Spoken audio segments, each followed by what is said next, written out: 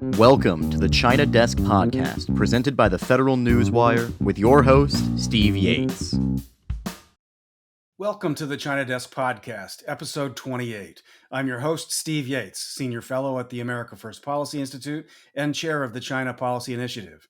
A reminder to our audience, for whom we are most grateful, viewers can watch the China Desk on YouTube or subscribe to hear all our interviews on Apple, Google, Spotify, and most other podcast providers. You can always access our podcasts at thefederalnewswire.com.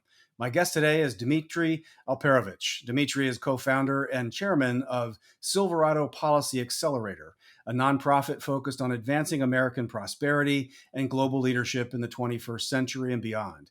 He is a co-founder and former chief technology officer at CrowdStrike Incorporated, a leading cybersecurity company. He has served as a special advisor to the Department of Defense and currently serves on the Department of Homeland Security Advisory Council and the Cybersecurity and Infrastructure Security Agency's Cyber Safety Review Board, a mouthful. His writings on geopolitics, foreign policy, and cybersecurity issues have appeared in major news outlets, including the New York Times, the Washington Post, Foreign Affairs, and he's a regular contributor on national broadcast news programs, including the PBS NewsHour and NBC News.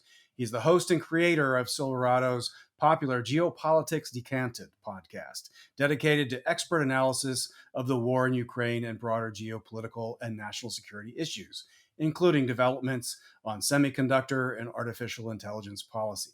Dmitri has a forthcoming book titled World on the Brink, How America Can Beat China in the Race for the 21st Century.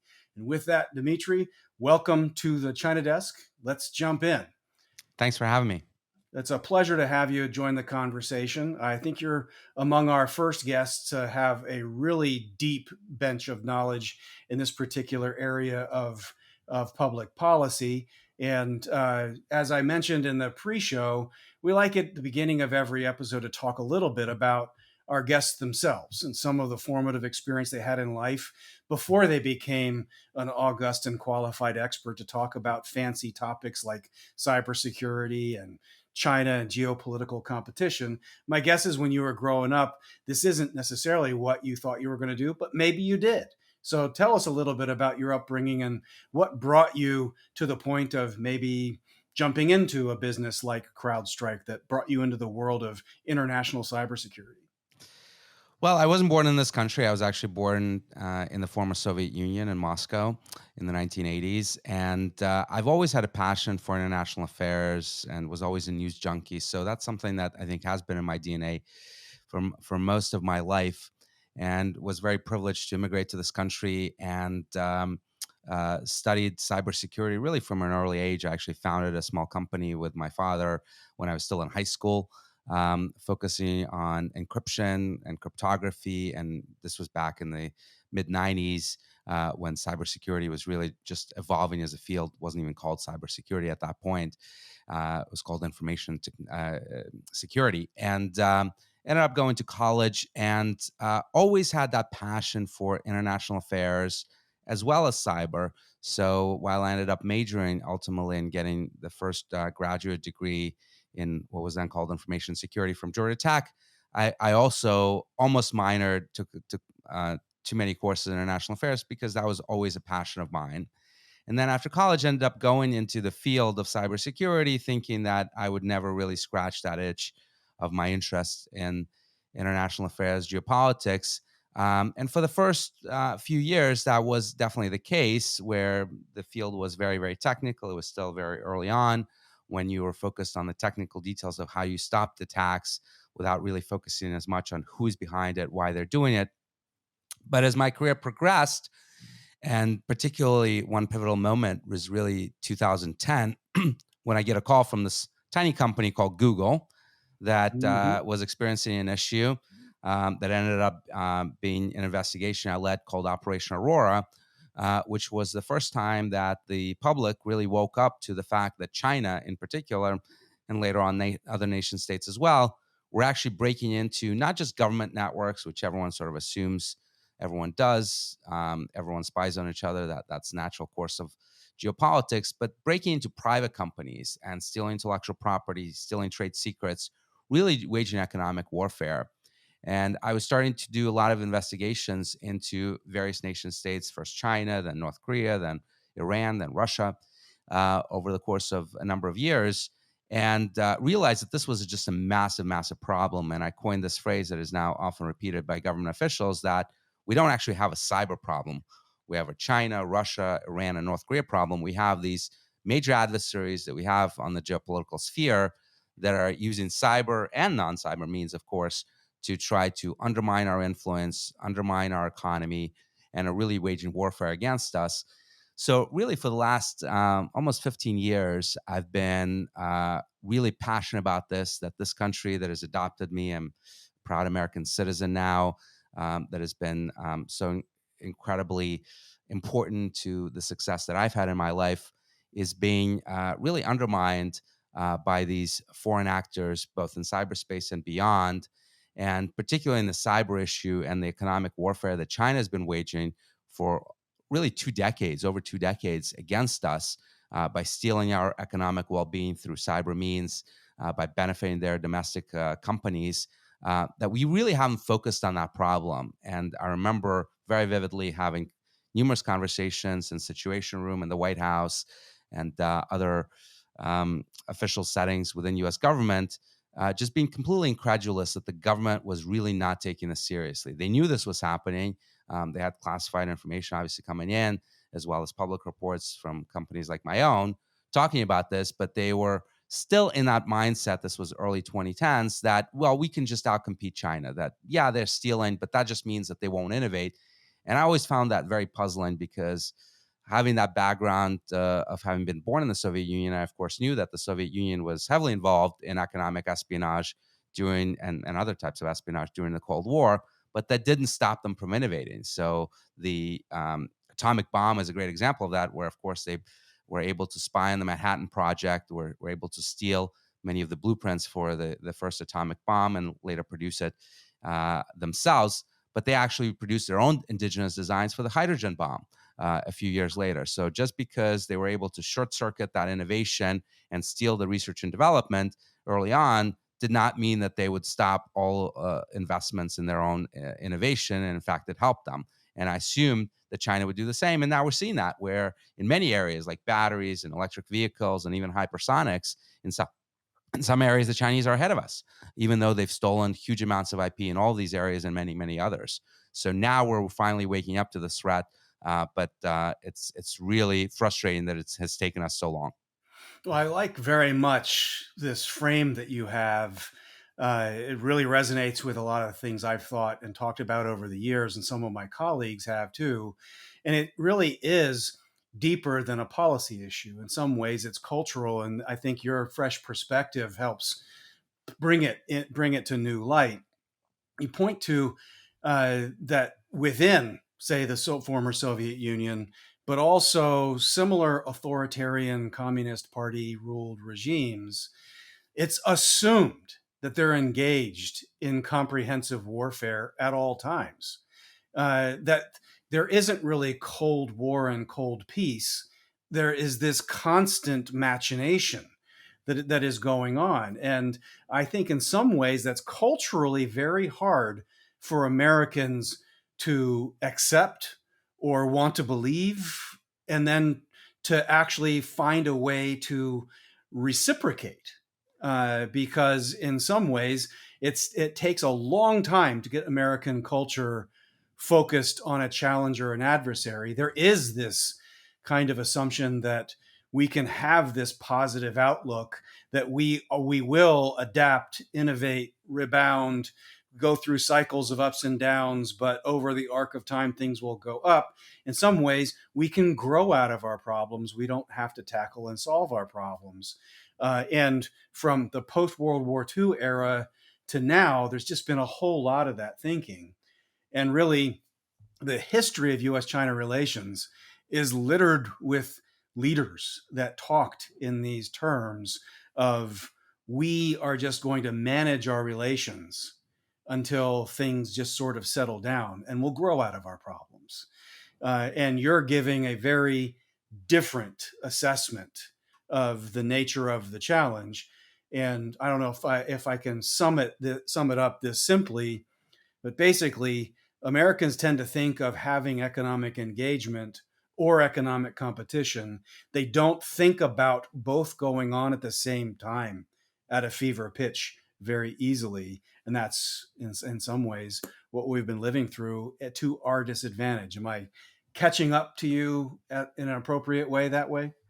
No, absolutely. I think Americans by nature are very optimistic people, and partly probably because of my Russian background, I tend to be more pessimistic than optimistic, and I don't assume out of the gate that it is a natural course of things that we would just always win. That I believe we actually need to do a lot of hard work to make sure that we do win. And look, over the almost 250-year history of this country, we've been very, very lucky, right? We've become the world's superpower, but it hasn't just been luck. I think, Yeah. as the saying goes, you make your own luck. You take advantage of opportunities that get presented to you, which we certainly have. But it's been a lot of hard work, a lot of blood and treasure that we've spent over many decades and really centuries getting to this point. And I think we've gotten complacent about what it takes to actually win. And as you say, what our adversaries are doing to us. So when I wrote this book, World on the Brink, which is coming out this year, I wanted to actually go back into history and look at what I call Cold War One, because I do believe that we're unequivocally in Cold War Two now, and actually try to understand how it emerged, because the assumption is that Cold War One started really after the end of World War II, when the alliance between Stalin and the Allies had broken down, and Stalin, of course, started to take over Eastern Europe, and that was really what precipitated Cold War One. And I go back into history. I look at a lot of the Russian writings back uh, both during that period, but also preceding it. And I realized that that was actually an incorrect view, that Cold War One actually started not in 1945 or 46, when Churchill famously gave his Iron Curtain speech, but actually in 1920, when the hot war between Russia and America ended. And most Americans do not remember now, but there was actually a period when we were in conflict with Russia, with the Soviet Union, from 1918 to 1920, when we intervened in the Russian Civil War on the cause of the whites, and deployed thousands of Americans to Siberia and the Far East, and actually lost several hundred Americans in that conflict, in that intervention, yet another intervention that unfortunately has failed over the course of our history. And we sort of forgot about it right away. And we went on to actually, over time, open up relations with the Soviet Union and start trading. And most people don't appreciate how much of the Soviet industrial base from the 1920s and 1930s was actually built by the West.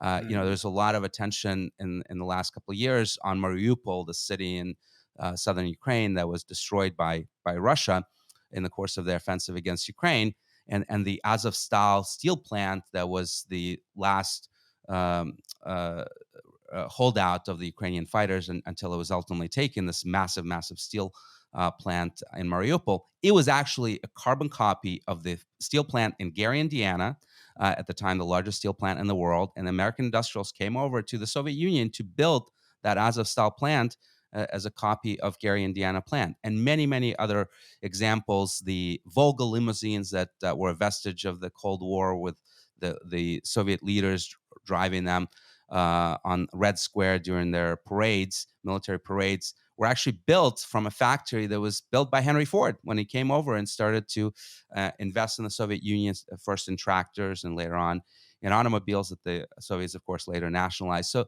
huge amounts of investments and IP transfer went in to actually build up the Soviet Union.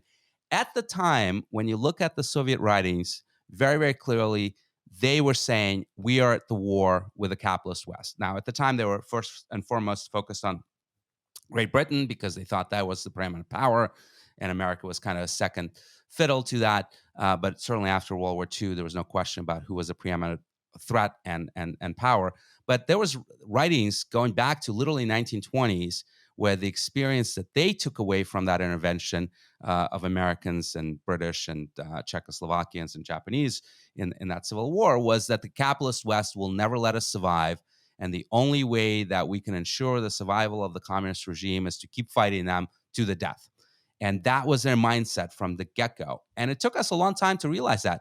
And even when we officially recognized the Cold War in 1946, 1947, those interdependencies, economic interdependencies, did not end. I cite this incredible episode in the book where in 1946 and 47, the Soviets are trying to build their first jet fighter, the MiG-15, that would ultimately cause almost 150 losses of U.S. aircraft in the Korean War, fighting both the North Koreans and Soviet pilots, as we now know. And they were having problems with the jet engine for that. And a bunch of Soviet officials went to Stalin and said, what we really need is a Rolls-Royce engine. We would like to approach the UK to see if we could buy it. And Stalin literally says, what fool is going to sell us their secrets? But he says, well, go ahead and try it. Nothing will come out of it. They approached Great Britain under the Labour government at the time, and they happily sell them. In 1946 and 1947, the Rolls-Royce engines for the MiG-15 fighter that caused numerous American deaths in the war over Korea. So just incredible amount of myopic views of the threat then that I believe translates directly into the threat that we're facing from China, which we're now belatedly starting to wake up to, and still not appreciating that we are in Cold War II. You have the Biden administration saying at various points that we don't want to be in a Cold War with China. Well, you don't get to choose, right? When the other side is shooting at you, you can't say, well, I don't really want to choose to fight. Well, you may choose that, but you're going to lose, you're going to die. So when someone is fighting you, and I believe, and I outline in the book, that the Chinese have had this approach for decades. This is not a recent approach to try to undermine our influence, become the preeminent power that they think they deserve based on their history over several millennia. And we're just now waking up to that threat. Well, there are so many echoes in what you were outlining as sort of the foundational thesis of looking at what happened with the Soviet Union. And I am struck by how many people who study and work on policy related to China who are basically instructed not to make those parallels, that China is very, very different, and that the Soviet Union was a very different model of a country, and the PRC was somehow different, Chinese culture was different. But there are so many direct parallel bullseyes in that model. I think that's going to be a really rich trove of perspective, hopefully, that reinforces what I agree with you is somewhat of awakening now, late in the game. I've often tried to make the reference with friends that the 9/11 experience really resonates with me in the sense that extremists, terrorists, Islamists were doing what they were doing for a long time. And you didn't really get a choice about whether or not there was going to be a war. One was already declared on you. Your only choice is whether and how you'll respond. And up until some point of perceived crisis or pain, most Americans will choose not to respond and would rather give peace a chance, give economic prosperity a chance. And aren't these people just like us? And some people in those cultures and countries are like us, but the people in leadership tend to be this very different kind. And I'd like to draw out a little bit in that area back into kind of culture and cybersecurity and kind of the unique challenges we face in that area, because I think there are some significant cultural challenges in the United States or the broader West, however one wants to paint this. We have some inherent sense of privacy, property, personal space, maybe even separation between what is public and government, what is private and commercial. There's blending and gray zones and all of that, but there is a much deeper kind of acceptance that there is something that has to do with privacy, that there needs to be ethics in how government and private sector entities behave in order to protect those inherent privacy or property rights and maybe even civil rights of individuals. That doesn't exist in a former Soviet Union, in a People's Republic of China, or in today's Islamic Republic in Iran, elsewhere. And especially if we just look at the People's Republic of China, there is no sense of individual rights. There is no real sense or assumption of personal property and privacy. And there isn't really very strong enforcement of ethics. And so, if you're developing artificial intelligence, networks, robust technologies that go into space and into the world, there is something culturally significant about the difference between an internet and related technologies developed out of the West and what a country like the People's Republic of China under the Communist Party of China is participating in. Can you talk a little bit about your professional experience about those cultural differences and just in terms of policy and private sector, how can we safely interact between those two cultures? Absolutely. I think culture plays a huge role in it. And we've talked early on that, American optimism and inherent uh, attempt to see the world as essentially good and wanting to trade with everyone and thinking that trade is the way to solve all problems is not the way that the rest of the world may look at things, and particularly the adversaries like Russia and China and Iran and North Korea certainly don't. And they view that actually as an opportunity to get leverage over us, right? And Chinese are very, very clear about their strategy, which is to make us much more dependent on them, reduce their dependence on us, and give them a freer hand in their region and beyond. So I believe their ultimate goal, of course, is to take Taiwan, as President Xi has said on many occasions, including in his New Year's speech just a couple of days ago. And the key to that is trying to deter the United States from intervening on behalf of the Taiwanese. And they think that part of that strategy is making us so dependent on them economically that we won't dare to have a huge global depression as a result of a conflict, and will not intervene, and we'll just let them walk into Taiwan without trying to save the Taiwanese. So that's something that they've been focused on for many years. This actually predates Xi. You go back to Deng Xiaoping's writings on this. It's very, very clear that this has been a strategy. I think Xi is just being very, very open and not hiding it like other leaders before him, which I think actually serves us well, because it makes it very clear to make the case that this is indeed a Cold War. And Steve, when I went into writing this book, I had the assumption that we're in a Cold War, but that this Cold War, Cold War II, numeral two, not 2.0, this is not a continuation of the first one, it's a very different one, that it's really hugely different from Cold War One. In some ways, like World War II was very different from World War One. But the more research I did, both on the current conflict as well as going back into historical archives around Cold War One, the more I realized how similar they are. And that the differences are actually much, much smaller than I assumed. So if you look at similarities, for example, we had a global competition for supremacy. Well, we clearly have one now. Everyone admits it, including the United States and China. We have an arms race, clearly, as we did back then, with hypersonics, naval buildups, missile buildups, and including nuclear buildup now that the Chinese are undergoing as well. We have economic warfare. Clearly, we had that in the Cold War One, and clearly have that in Cold War II. We have an ideological struggle, regardless of whether you think it's communism versus capitalism. Obviously, China is not quite the communist country by Marxist-Leninist standards that we would accept, but clearly it's an authoritarian regime versus a democratic regime that we have. We have a major regional flashpoint during Cold War One. For the first couple of decades of Cold War One, there was a real fear that the United States and Soviet Union would go to war over West Berlin, right, and then later Cuba as well. And we have that clearly in Taiwan today and South China Sea. As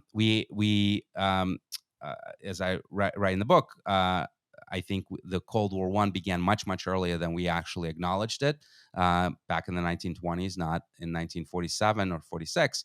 And I think that Cold War II did not start, in 2016 when President Trump started talking about the competition with China, or in the last few years. It actually began many decades earlier, predating Xi, and looking at what China's been doing, both in terms of their economic power, their focus on economic espionage, their military buildups that began back in the 1980s and 1990s.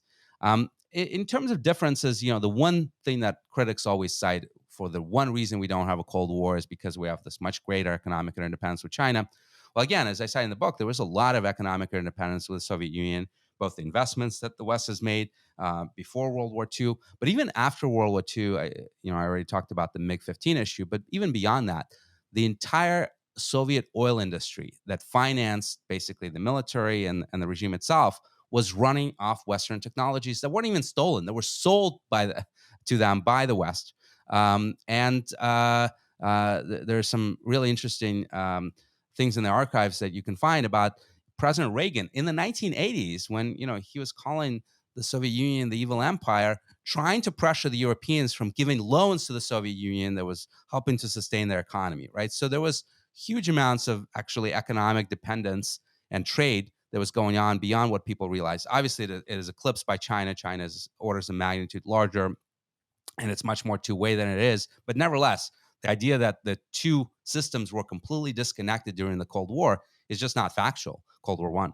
Um, Often people say, well, there's no rigid alliance blocks. Even our allies in NATO, like France and Germany, don't want to stop trading with China, see China as a key trading partner that is vital for their economy. So there was no sort of rigid block like NATO versus the Warsaw Pact that we had in Cold War One.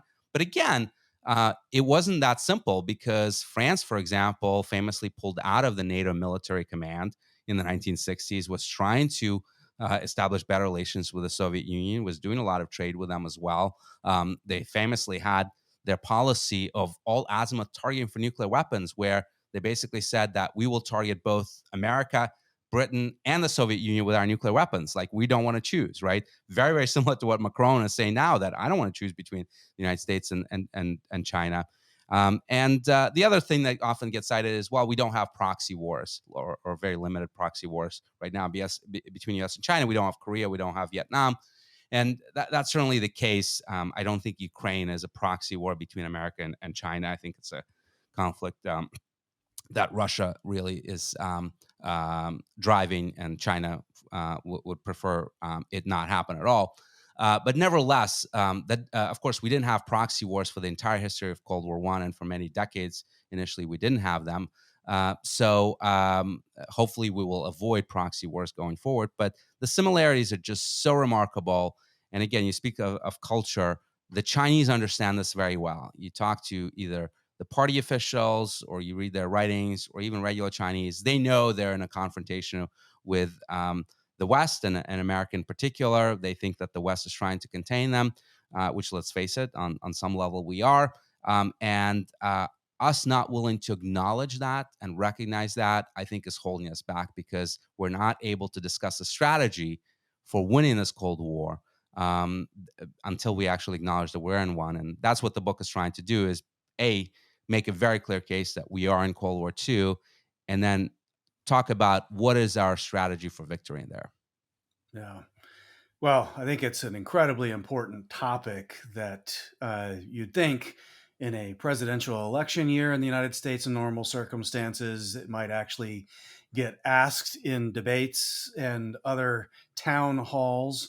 But as you've noted, and probably one of the reasons why you're writing the book and getting it out there hasn't been that much organized conversation in these terms. There's still this deep-rooted resistance to the idea that we're ending up in this kind of space, that there's still a yearning to believe that 1990 was the end of history, and that capitalism and freedom won.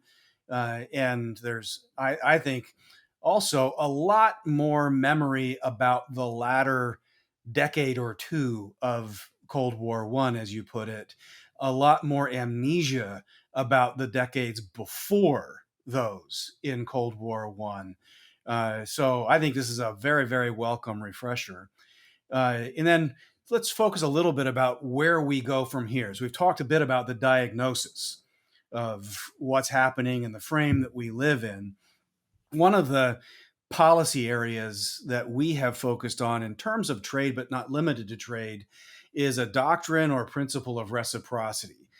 Some people cringe at the idea of decoupling. They don't quite know what that means. It sounds too abrupt. They ignore the fact that the Communist Party of China has engaged in a systematic decoupling effort for some time. But take that aside, what do you think, as an organizing principle of having a form of reciprocity be our guide, at least as an ideal toward which we bend with regard to American policy towards China. We can talk about ag land. We are not, as Americans, able to buy land near Chinese military bases in China or buy or owned ag land anyway. So why should CCP entities be able to do that here? In the cyber realm, you would have more knowledge than I do about what they're able to do and access here, and yet they're more of a black box for us going the other direction. Correct me if I'm wrong, but just in general, how would, in your mind, a doctrine or principle of reciprocity fit in? Or do you agree that that's an appropriate ideal to strive for as we move forward in this Cold War 2.0? Steve, you're exactly right. I mean, reciprocity is critical, not just from a fairness perspective, that you can't have free trade without fair trade, right? Without rules-based trade where you penalize malicious behavior, behavior that undermines American workers, American companies, and creates an even playing field. So there is very limited opportunity for American companies to invest in China without the Chinese taking over your IP, without setting up these joint ventures where they own 51% of the company. So why would we not have the same rules for Chinese investments here? Why would we let them buy American companies? I cite numerous examples in the book where not only through cyber espionage, but through direct buyouts, they have destroyed American industries, like the rare earth industries, for example. There was a processing plants that we had throughout the 1980s and 1990s that they actually purchased, that we let them purchase. And then they promptly shut them down and transferred all the jobs and all the IP to China, leaving us with no processing of rare earth capability today. We're now starting to finally wake up, and there's a great company called MP Materials that is building one of the first rare earth refineries in many years in the United States.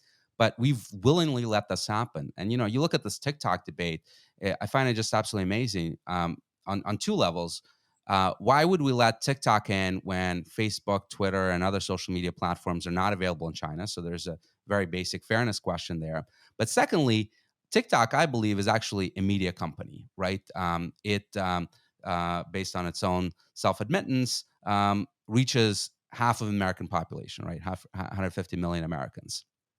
And when you look at our media ownership laws, we first of all have media ownership laws against foreign ownership. So, for example, when Rupert Murdoch, as an Australian, came to this country and wanted to buy the Fox network, he was prevented from doing so until he became an American citizen, because even as a citizen of an allied country, Australia, he was not allowed to own a major network that reached millions of American households as a foreign citizens, right? So imagine just, letting the Soviet Union broadcast into this country during Cold War I. We'd never let that happen. So why would we let China do that with TikTok? So even though the content on TikTok is user generated, there's no question that Chinese company that is clearly has ties with the CCP, Chinese Communist Party, has moderation rights in terms of what you see, how you see it, and what you don't see, which is also as important, right, on TikTok. And then secondly, even besides the foreign ownership challenge with TikTok, we actually have media concentration rules in this country where even as an American citizen, you cannot buy enough TV stations around this country that will reach more than, I think, 40% of the American population, right? Even as an American citizen. And here you have Chinese companies self-admittedly saying they reach half of the American population. So on all of these grounds, we should be restricting TikTok access in the United States, I believe, and that's completely fair and follows the rules that are well established on media ownership and reciprocity, as you say. But the Chinese, of course, should have never been let into the WTO. I think that's been one of the cardinal sins, that we let them into this organization, which is essentially a gentleman's trading club, where you expect that everyone will abide by the rules. And the Chinese went into it making commitments that they never then followed up on, and then basically undermine it from within. So one of the top trade negotiators for America told me once that as they were negotiating with the Chinese around the solar industry, that the Chinese were undermining both through IP theft and dumping to try to destroy U.S. producers, that the U.S. was threatening to sue them in WTO. And the Chinese literally said in the negotiation, go ahead and sue us. By the time this case will make it through the WTO system, your industry will be destroyed. And they were right. The industry now has been completely decimated, and winning in WTO would achieve absolutely nothing at this point. So that's been very clearly their strategy. We have not followed through on trying to think about how do we actually confront it in a way that's both fair and serves our interests. Now, when it comes to decoupling, I don't actually think that decoupling is a good idea, full decoupling, or even realistic. We have way too many ties, economic ties to China. To separate them out would bring the world and our economies into depression. You just can't do that. You can certainly do de-risking in select sectors, and I think we should absolutely pursue that. But the overarching strategy is one that I coin as unidirectional entanglement. And what do I mean by that?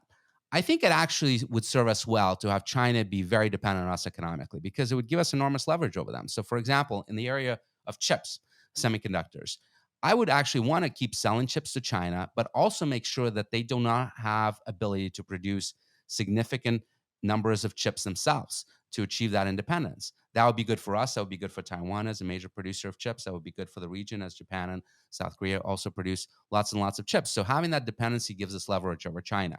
At the same time, I would work to reduce their leverage and dependencies that we have on them, like in the areas of critical materials and rare earths, where they own 90% of the refining and increasing a lot of the mining around the world in those materials. That is not very difficult for us to replicate because, of course, rare earths are not rare and critical materials are available in many countries, including this one. And through permanent reform, through working with allies, we can absolutely do more in both mining and refining. It's not rocket science to do.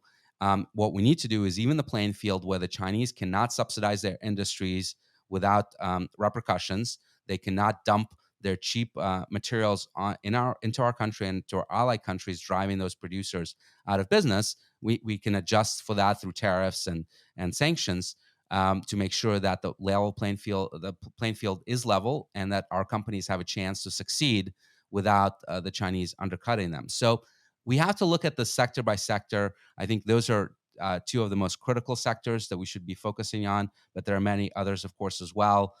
AI, autonomy, biotech, aerospace, broader energy security issues is where we should be looking at how do we increase our leverage over them, decrease their leverage over us, unidirectional entanglement. Of course, this is a strategy that the Chinese are pursuing very openly by saying that Made in China 2025 is all about independence in most of these areas. And at the same time, they're saying we need to make sure that the United States is more dependent on us. We need to destroy their industries. So this is something that they've been trying to do for decades. We now need to wake up and implement the same strategy and hopefully win it. And we have most of the advantages.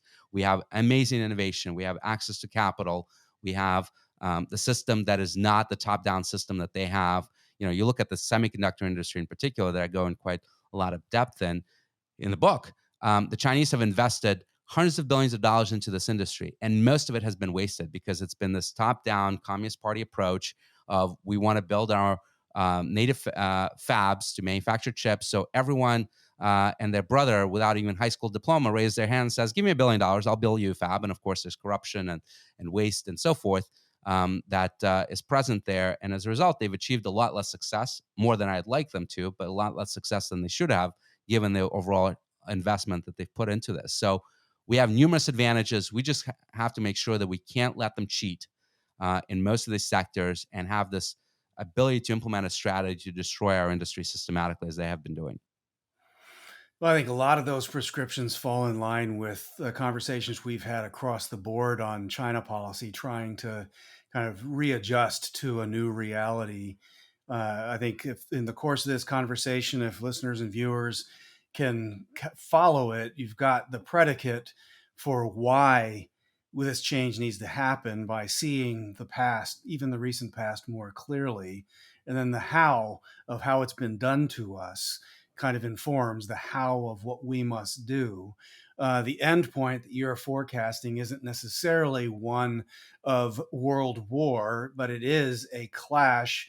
It is not just a competition, but a real contest. It's probably one that is not going to be solved by United Nations or international organizations. It's probably going to have to be coalitions of the willing that have common values, common objectives and interests in this sense. I guess the last area that I want to put to you, Dmitri, is do you think that there is a role for the international standard setting or international bodies to be used constructively in this way, or have the Chinese kind of already set the table to be able to shape those outcomes to where those tools aren't really available to us to make the changes that you describe? Yeah, I think it's very hard. And again, in Cold War One, we had the same challenge where the Soviet Union, of course, was on the Security Council. They actually had several seats on the Security Council because they were able to get Ukraine and Belarus to have seats as well, even though they were part of the Soviet Union system. The UN was not a vehicle for where we could get a lot of change in Cold War One or Cold War Two for the same obvious reasons. But uh, both bilaterally, multilaterally, we can achieve great effects because the reality is, particularly the region, the Indo-Pacific region, is waking up to this threat. Right? I travel a lot around the region. I was just recently in Taiwan, and the appreciation of the China threat has grown massively in the past 10 years. And we actually have Xi Jinping to thank for that because he's, of course, abandoned this Right. policy of quiet buildup and lack of overt belligerence to become very, very overt in terms of his goals and what he's doing to the Philippines, the South China Sea, what he's doing with to the Taiwanese, the coercion against South Koreans and Japanese is triggering a backlash that we can take advantage of. Europe is in a different position, and France and Germany in particular, I don't think are going to be our natural allies for a long time on this issue, but that's fine. They're not Pacific powers. I mean, yes, France has some possessions in the Pacific, but they're primarily European powers. But the center of gravity here is in the Indo-Pacific. So Australia, Japan, South Korea, Taiwan, Philippines, all of those countries are absolutely vital, and including Indonesia, which has the fourth largest population in the world. And those countries don't necessarily want to fully antagonize China. They have trade dependencies there, but they also understand that the threat is real and quietly in certain areas they're willing to work with us. You look at the semiconductor industry, and again, the export controls that we've been implementing on semiconductor equipment going to China to prevent their breakout capability and independence in manufacturing in that sector. We couldn't do it alone because we don't have a monopoly on semiconductor manufacturing equipment. There are actually three countries that produce that equipment, along with the United States. It's the Netherlands and Japan. And both of those countries came on board with us after discussions. It wasn't easy, but nevertheless, the reality of the threat, particularly with Japan, that they see that China is presenting, has helped to bring them along. It's going to be a slow process. They won't be with us on everything, but slowly but surely, we're able to both get these countries like Japan to invest in their defense at a much greater level, to be more aggressive on things like export controls and unidirectional entanglement issues that I discussed. So I think there's a lot of opportunities to bring other countries on board. Even in Europe, you look at the Eastern Europeans; they have a much worse view on China than the Western Europeans are. So you talk to Lithuania or Estonia or the Czech Republic, they're not thrilled with what China is doing. They're actually very aggressive on the Taiwan issues.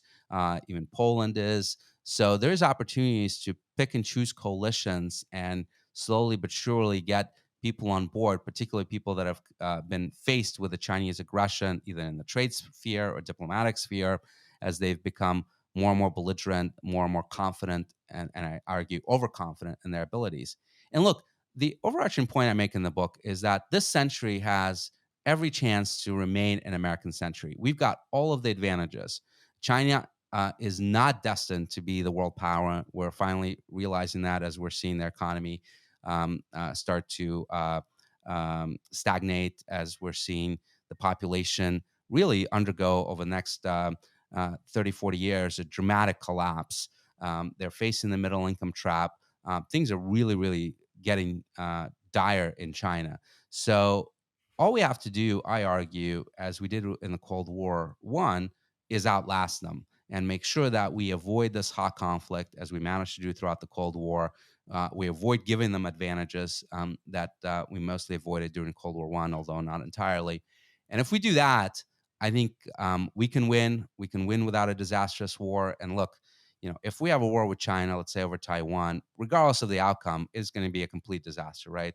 You're going to lose tens of thousands of Americans, maybe even more. You're going to have global depression almost instantaneously.